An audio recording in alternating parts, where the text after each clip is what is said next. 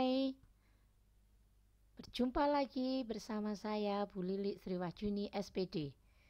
Assalamualaikum warahmatullahi wabarakatuh. Selamat pagi dan semangat pagi. Hari ini kita akan membahas materi IPA, yaitu cahaya dan sifat-sifatnya. Simak terus ya.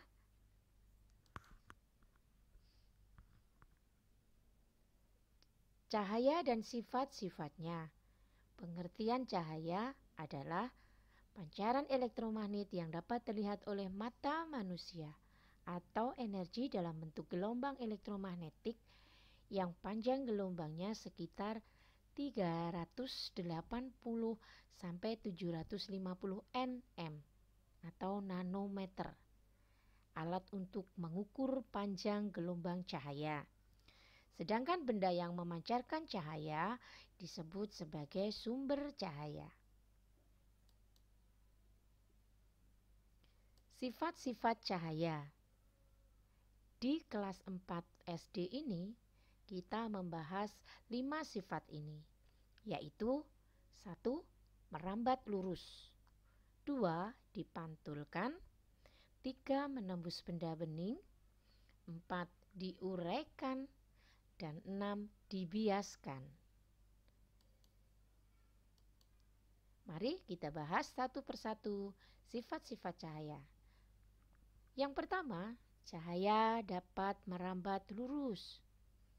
Pembuktian sifat cahaya ini dapat juga dibuktikan saat kita menyorotkan senter ke tembok. Maka kita akan melihat bahwa cahaya senter memancar lurus atau tidak berbelok. Sama halnya contoh ketika ada sorot dari mercusuar suatu pantai. Dia akan menyorot secara lurus, tidak berbelok. Yang kedua, cahaya dapat dipantulkan. Cahaya mengalami pemantulan atau proses terpancarnya kembali cahaya dari permukaan benda yang terkena cahaya. Pemantulan cahaya ini dapat dibedakan menjadi dua, yaitu pemantulan teratur dan pemantulan baur atau diffus. Salah satu contohnya seperti yang kita lihat di ilustrasi, bahwa pemantulan ketika kita bercermin itulah terjadi. Yang ketiga, cahaya dapat menembus benda bening. Benda bening atau benda transparan adalah benda atau objek yang dapat dilewati atau ditembus suatu cahaya. Misalnya kaca, mika, plastik, air jernih, dan sebagainya. Contoh lain mungkin ya anak-anak, bisa ketika kita menyorot senter ke gelas, maka cahaya senter akan melewati gelas.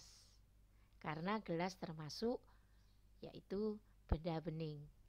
Yang keempat, cahaya dapat diuraikan. Peristiwa terbentuknya pelangi merupakan contoh dispersi cahaya yang terjadi secara alami. Pelangi terdiri dari 7 warna yang sebenarnya merupakan penguraian dari warna putih. Ini bisa dibuktikan ketika kita nanti bisa menggunakan cakram warna Magiku Hibiniu.